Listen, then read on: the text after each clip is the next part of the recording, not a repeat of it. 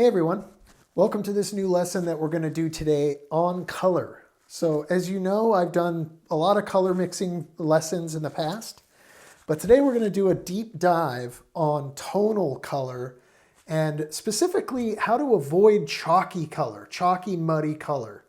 All right, so in almost every art critique that I do, there's an element of some sort of issue with color. And it's usually either chalky or the color temperatures are off.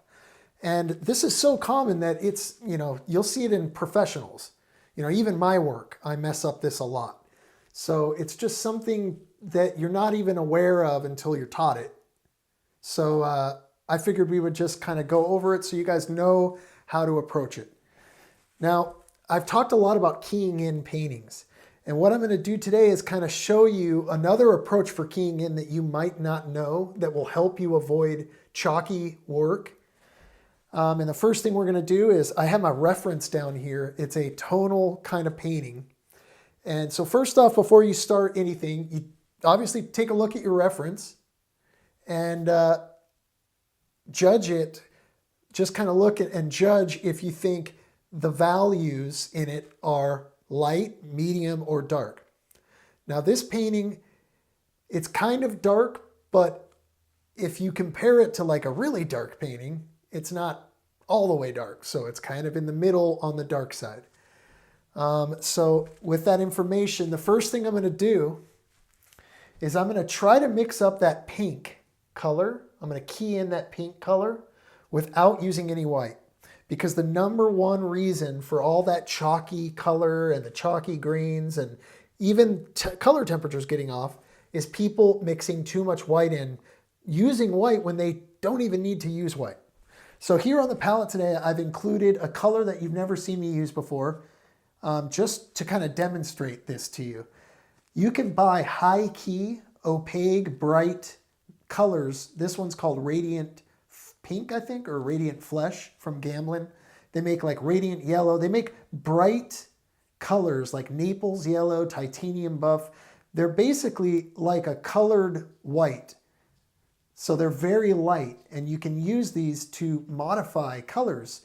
And you can even, I learned this trick from Jim Lamb, you can even mix up, you can take your white for the day, and actually this is a great technique for those of you struggling with some of you have that garish kind of, everything looks cool and the color temperatures are off.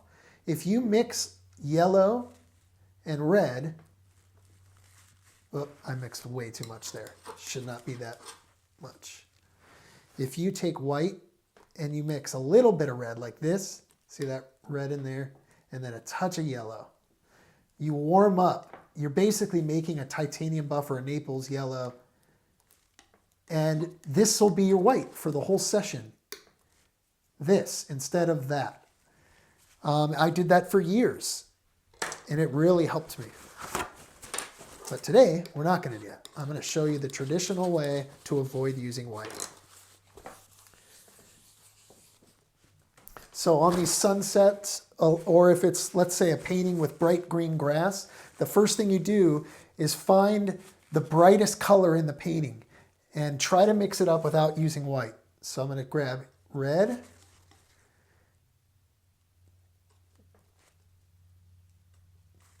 yellow, and then this.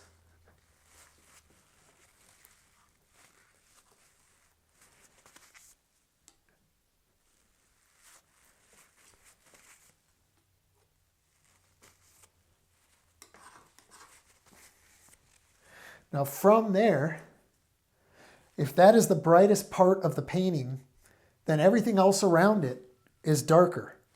And here's the thing, I mixed this up without white. So if this is the lightest thing in the painting, that means I don't need white for any other color, right?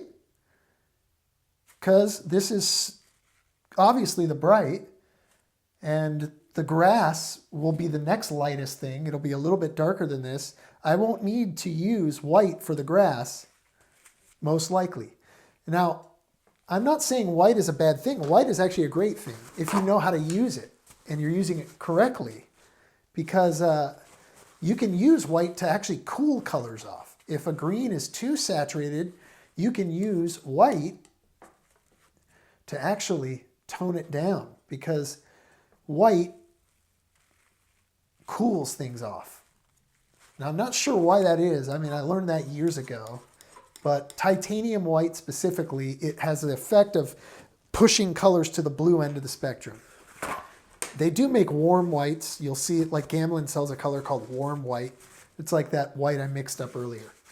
So in general, titanium white is pretty cool on the blue end of the spectrum. All right, so I know I'm doing a lot of talking here. Let's just do a little rough drawing before we get started on this, and then I'm going to show you how I avoid using white without my painting getting too dark, because you don't want that either. All right, let's say right here. So the grass line is going to be right here. This is going to be a very simple painting. The point today is not making a masterpiece. All right, so we got some trees here.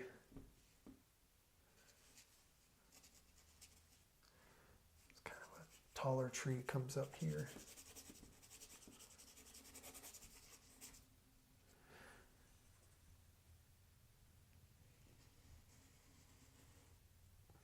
It's our basic composition. We've got the bright red, pink right here. Green grass here. Some fence posts maybe here coming up, something like that. Just basic, pull your eye in this way, bring you up this way, zigzag composition. So the first thing I would do after mixing up that bright color is mix up a dark to underpaint the trees. So I'm just going to take ultramarine blue and alizarin and a touch of yellow. The yellow grays that purple down since it's the complement. So this is just going to look black to start with. And as I'm doing this, I'm looking at the photo and I'm just trying to match the general shape of the trees.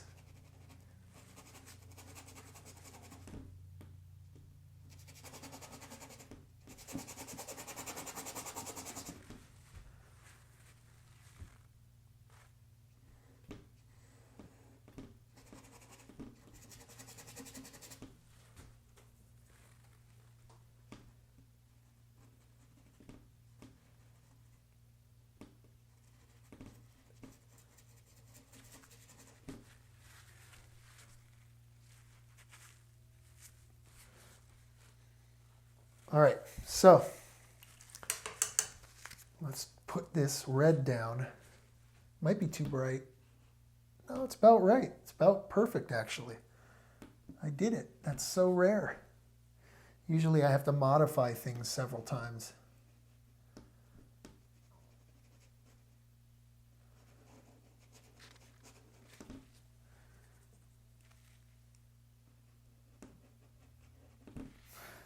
Now it's very, if you're in the habit of constantly reaching for white, it becomes just a default thing, and it may take a lot of effort on your part to get over that. Because it's such a tempting thing. I just did just did it, not even thinking. All right, you know what I'm going to do is I'm going to take white off the palette. Put it over here somewhere.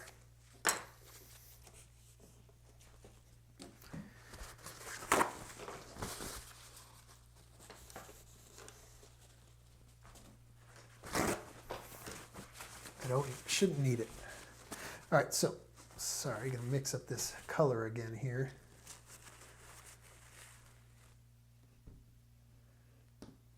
So get nice and vibrant right here. Now this color gets more blue. Whoops, see, there I go, trying to reach for white. See how it's ingrained even in me. I still use too much white in my work. Now, a lot of people, they use other whites. Like, for instance, it's not as bad to use a lead white because lead isn't as chalky. But, I mean, come on. I don't want to use lead, you know?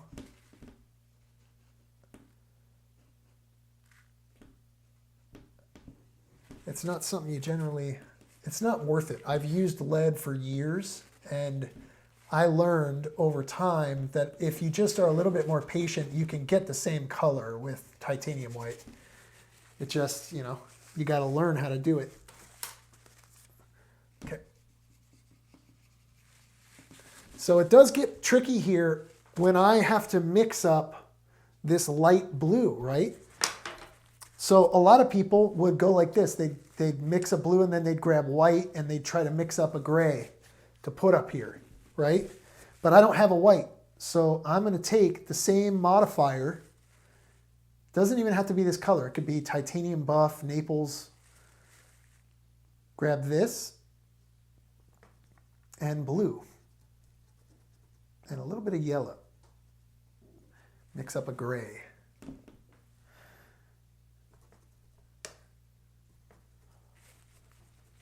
All right, let's try this here.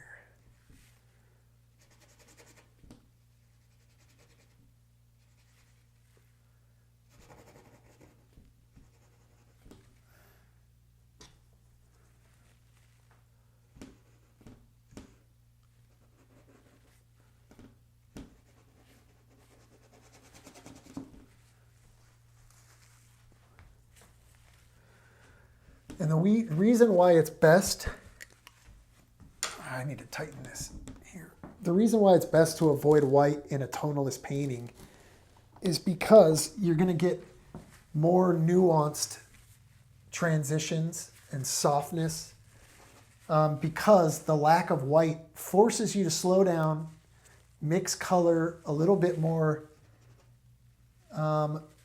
intuitively, subtly.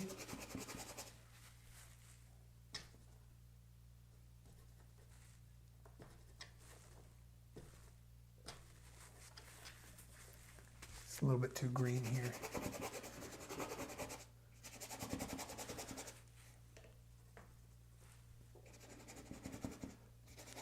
But I think it works.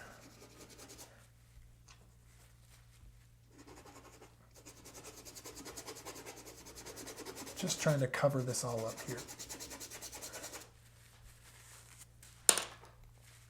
Okay, now I'm going to merge some of this together with my bristle brush here. I'm just going to scrub it in and blend it as I scrub.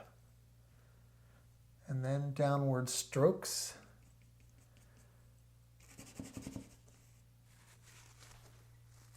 Beautiful.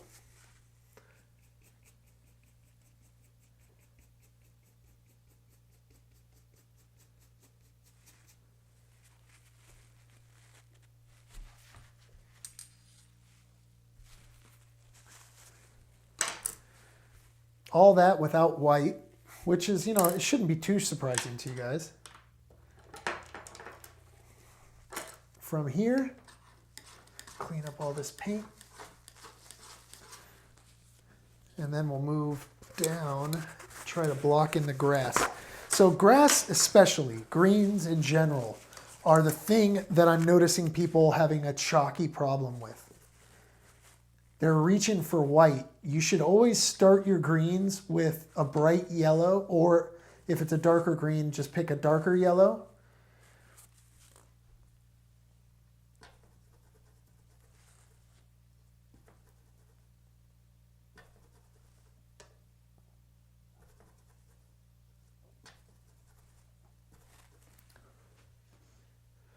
So that's too green, so I need to tone it down.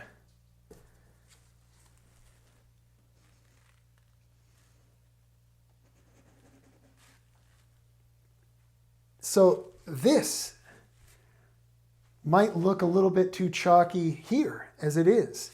And the reason that is because the color temperature's off. So I wanted to talk about that. There's chalky color and then there's muddy color. You know, Richard Schmid taught that muddy color and chalky color are simply colors that are the wrong temperature. And white, usually if white is causing chalky color, it's because white is taking color and pushing it to the blue end of the spectrum, which then makes the color too cool. So it gives it a chalky look. And usually if a color is muddy, it's too brown or it's got, and brown is really just another way of saying it's got orange in it or too much warmth. So if something is too warm, it'll look muddy, and if something is too cool, it'll look chalky. This looks chalky, just a hair, and it's because it needs more red end of the spectrum in it to help harmonize it with the sky. Just a touch.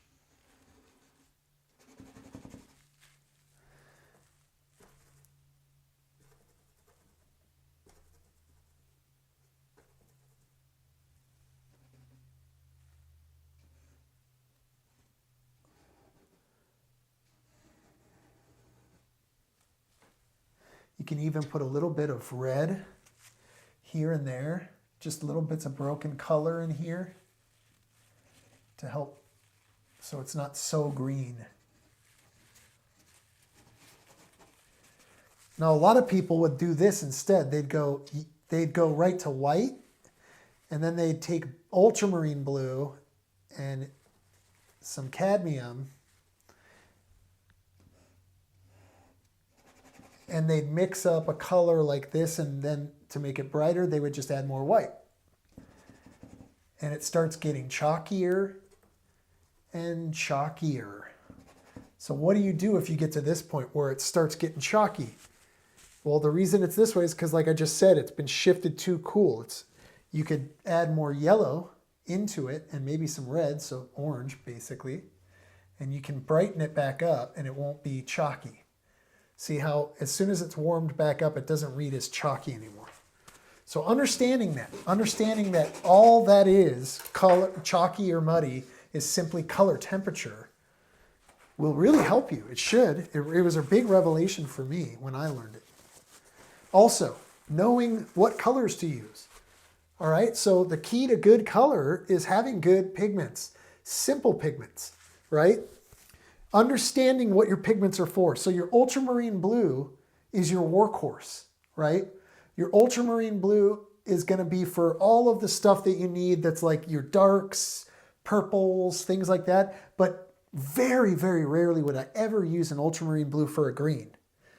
Unless it's a toned down green, like here. If it's an earthy, toned down kind of grayish green, ultramarine blue can actually work better than a brighter blue. But if we're trying to do like turquoise water or very vibrant greens, you need a Prussian or phthalo, or permanent green, or one of these pigments that's bright. So having on your palette bright, very saturated colors and a couple kind of desaturated ones like ultramarine blue. My palette is actually very bright. The only two pigments on it that aren't that don't mix up bright are this cadmium yellow deep. It looks saturated, but as soon as you use it in mixtures, it modifies. It doesn't tint. It doesn't have a high tinting strength. And for those of you that don't know, tinting strength simply means like how bright a color will be in mixtures. So if you notice, when you take Prussian, look how dark it is. If you take that with just a touch of white, it's super bright. Even with a lot of white, it gets bright, see? But that's a sign of high tinting strength. But if you take cadmium yellow, it gets chalkier and chalkier the more white you add. It doesn't get brighter. And that's because it has a low tinting strength. So that's what that means. So having some colors on your palette that have a high tinting strength is very, very important. All right. So on these trees here,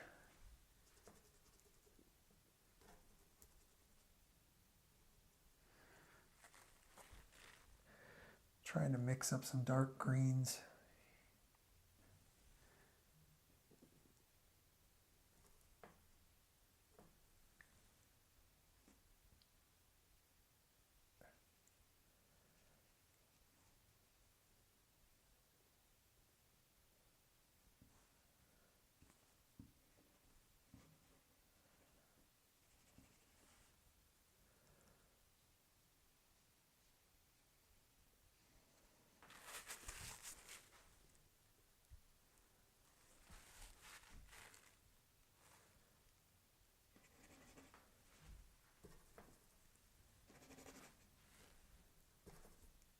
So some of these darks here are getting muddy now because they're too cool.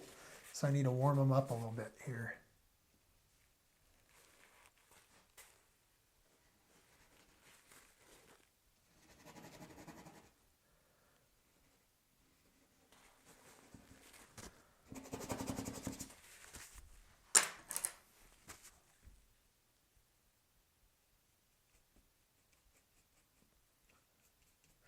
So all of those darks have now, the blacks have been sucked out of these colors here. And I will reintroduce the shadows or the darkness into these trees at the end.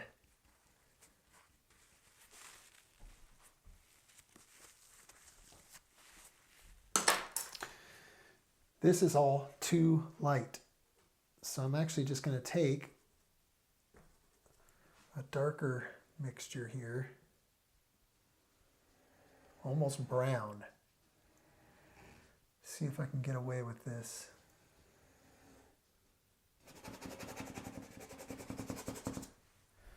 And then put some lighter green.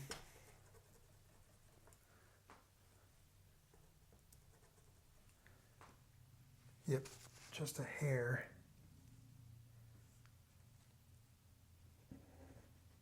In a few spots.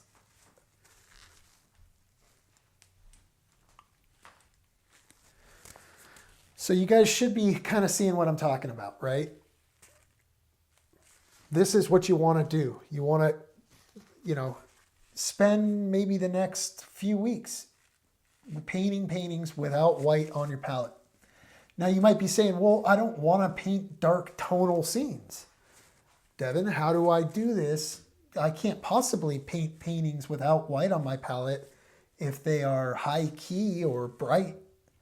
And that's not necessarily true. I mean, you probably still need to have some white on your palette, but you can paint probably 90% of most paintings without even having to touch white.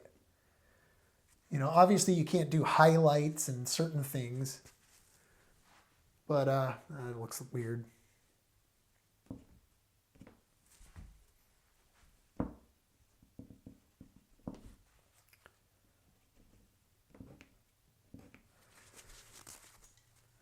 Trying to make it better, but I think I just made that look bad.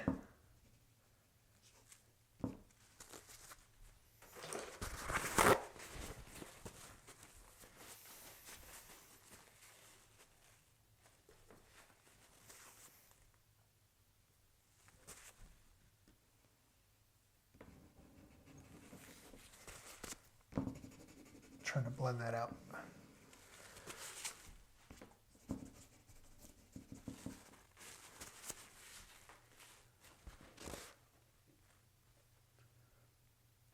So up in the sky here, it might look a little chalky, and that's because it's too cool, as we talked about. So I can actually just grab some red and a little blue. See what it would look, not too much. See what it would look like just to lightly scumble into the wet paint some warmth.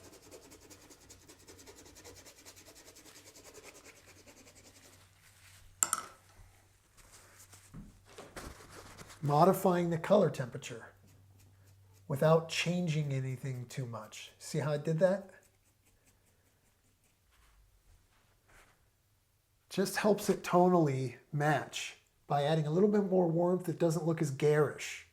Right? So I guess what I'm getting at is be attuned to that. Like, just keep your eye out when you're painting your work for if an area needs to be warmer or cooler.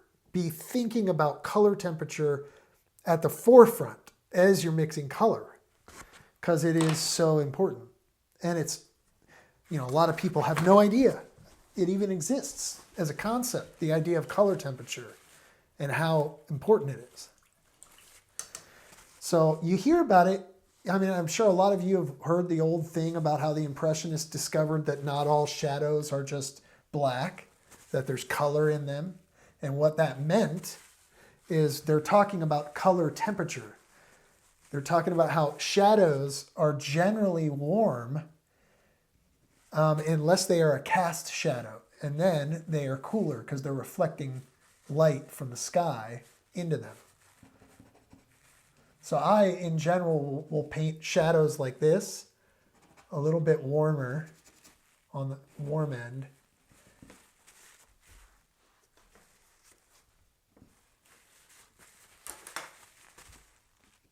Oh.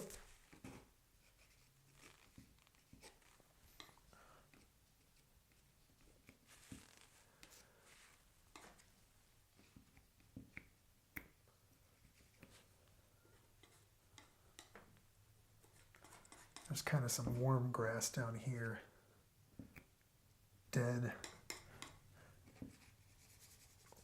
Helps harmonize with the warmth of the sky, bringing a little bit of red down into the foreground here. Just going to scrub this out.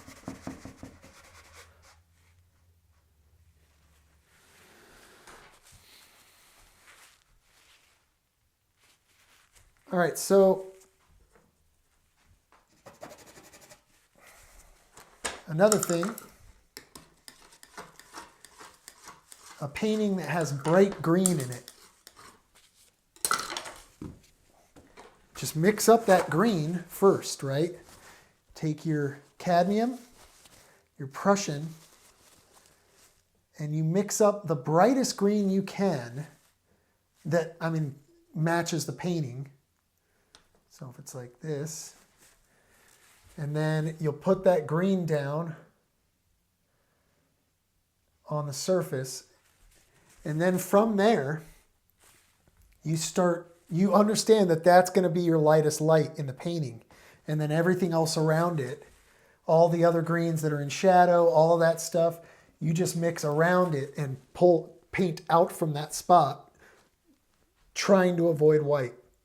And then when you get everything kind of blocked in, then you can look at the key of the painting, and if it needs to be brightened up a bit, then you can reach for the white and brighten up the grass just a hair like this.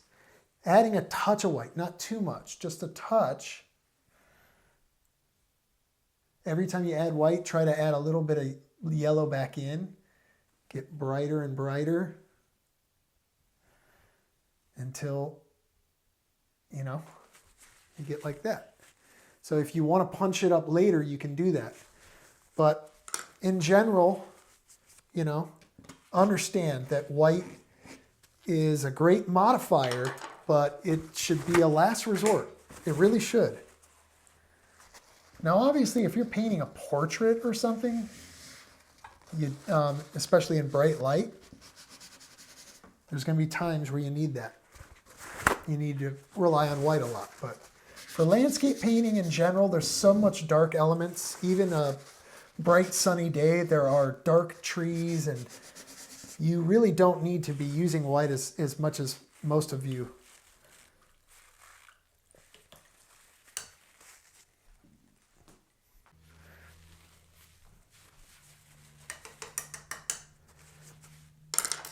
All right, folks, I'm going to call this lesson done. My main goal today was just to get you guys, demonstrate to you how to paint a painting without having to use white.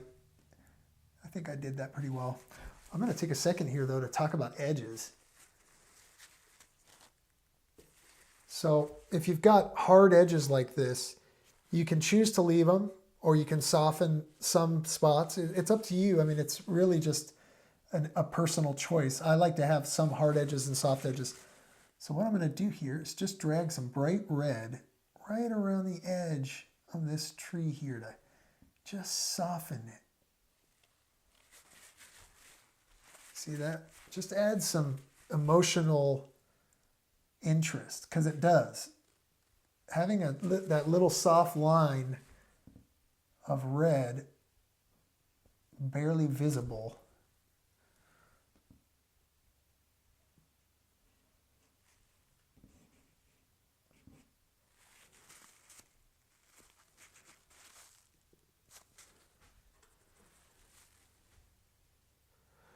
let's say there's a fence post here.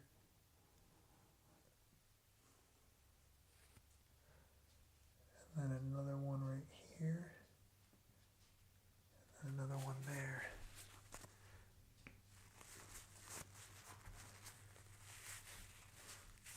All right, I'm going to call this done.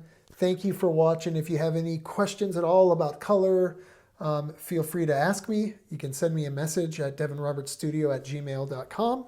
Also, if you're new to the channel, there are about 4 or 5, maybe even 6 color mixing lessons, part of a series I did. So, I think it's called Introduction to Color or something like that. You can go back through the feed or maybe just search in the search bar for that. And yeah, enjoy.